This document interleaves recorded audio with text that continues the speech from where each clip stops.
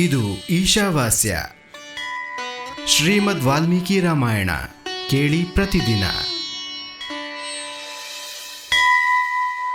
ಇದು ಶ್ರೀಮದ್ ವಾಲ್ಮೀಕಿ ರಾಮಾಯಣ ಮಹಾತ್ಮೆಯ ನಾರದ ಸನತ್ಕುಮಾರ ಸಂವಾದದ ಸುದಾಸ ಮತ್ತು ಸೋಮದತ್ತ ಬ್ರಾಹ್ಮಣನಿಗೆ ರಾಕ್ಷಸತ್ವ ಪ್ರಾಪ್ತಿ ಹಾಗೂ ರಾಮಾಯಣ ಕಥಾಶ್ರವಣದಿಂದ ಅವನ ಉದ್ಧಾರ ಹೇಗೆ ಆಯಿತು ಅನ್ನುವ 2ನೇ ಅಧ್ಯಾಯ ಭಾಗ 6. ಗರ್ಗಮುನಿಯನ್ನು ನೋಡಿ ರಾಕ್ಷಸ ಸುದಾಸನು ಓಡಿ ಬರುತ್ತಾನೆ. ಆಗ ಅವರು ಉಚ್ಚರಿಸುತ್ತಿದ್ದ ಭಗವನ್ನಾಮಗಳಿಂದ ಅವನು ಅಲ್ಲಿಯೇ ದೂರ ನಿಲ್ಲುತ್ತಾನೆ. ಆಗ ರಾಕ್ಷಸ ಸುದಾಸನು ಕೇಳುತ್ತಾನೆ, ಮಹಾಭಾಗನೇ, ಮಂಗಳ ಸ್ವರೂಪನೇ, ಮಹಾತ್ಮನಾದ ನಿನಗೆ ನಮಸ್ಕಾರ. ನೀವು ಜಪಿಸುತ್ತಿರುವ ಭಗವನ್ನಾಮದಿಂದ ರಾಕ್ಷಸರು ಕೂಡ ದೂರ ಓಡಿ ಹೋಗುತ್ತಿದ್ದಾರಲ್ಲ, ಇದೆಂತಹ ಆಶ್ಚರ್ಯ. ನಾನು ಮೊದಲು 1000 ಕೋಟಿ ಬ್ರಾಹ್ಮಣರನ್ನು ತಿಂದು ಹಾಕಿರುವೆನು. ಬ್ರಾಹ್ಮಣನೇ, ನಿಮ್ಮ ಬಳಿ ಇರುವ ರಾಮರೂಪಿ ಕವಚವೇ ರಾಕ್ಷಸರ ಮಹಾಭಯದಿಂದ ನಿಮ್ಮನ್ನು ರಕ್ಷಿಸುತ್ತಿದೆ. ನೀವು ಮಾಡುವ ನಾಮಸ್ಮರಣೆಯಿಂದ ರಾಕ್ಷಸರಾದ ನಮಗೂ ಶಾಂತಿ ದೊರೆಯಿತು. ಇದು ಭಗವಂತ ಅಚ್ಯುತನ ಎಂತಹ ಮಹಿಮೆಯಾಗಿದೆ. ಮಹಾಭಾಗ ಬ್ರಾಹ್ಮಣನೇ, ನೀವು ಶ್ರೀರಾಮ ಕಥೆಯ ಪ್ರಭಾವದಿಂದ ಸರ್ವಥಾ ರಾಗಾದಿ ದೋಷಗಳಿಂದ ರಹಿತರಾಗಿರುವಿರಿ.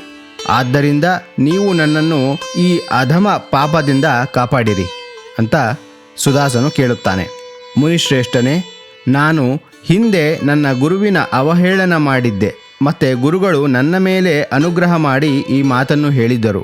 ಹಿಂದಿನ ಕಾಲದಲ್ಲಿ ವಾಲ್ಮೀಕಿ ಮುನಿಗಳು ಹೇಳಿದ ರಾಮಾಯಣ ಕಥೆಯನ್ನು ಕಾರ್ತೀಕ ಮಾಸದ ಶುಕ್ಲ ಪಕ್ಷದಲ್ಲಿ ಪ್ರಯತ್ನಪೂರ್ವಕ ಶ್ರವಣಿಸಬೇಕು. ಇಷ್ಟು ಹೇಳಿ ಗುರುಗಳು ಪುನಃ ರಾಮಾಯಣದ ಅಮೃತಮಯ ಕಥೆಯನ್ನು 9 ದಿನಗಳಲ್ಲಿ ಕೇಳಬೇಕು ಎಂದು ಶುಭದಾಯಕ ಮಾತನ್ನು ಹೇಳಿದ್ದರು. ಆದ್ದರಿಂದ ಸಮಸ್ತ ಶಾಸ್ತ್ರಗಳ ತತ್ವವನ್ನು ತಿಳಿದ ಮಹಾನುಭಾವರಾದ ಬ್ರಾಹ್ಮಣರೇ, ನೀವು ನನಗೆ ರಾಮಾಯಣದ ಕಥೆಯನ್ನು ಹೇಳಿ ಈ ಪಾಪಕರ್ಮದಿಂದ ನನ್ನನ್ನು ರಕ್ಷಿಸಿರಿ.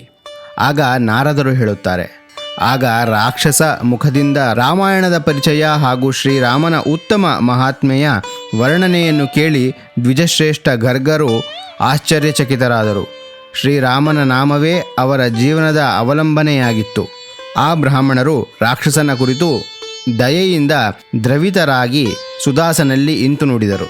ಸೌದಾಸನ ಕಥೆ ಮುಂದುವರಿಯುವುದು ಮುಂದಿನ ಭಾಗದಲ್ಲಿ.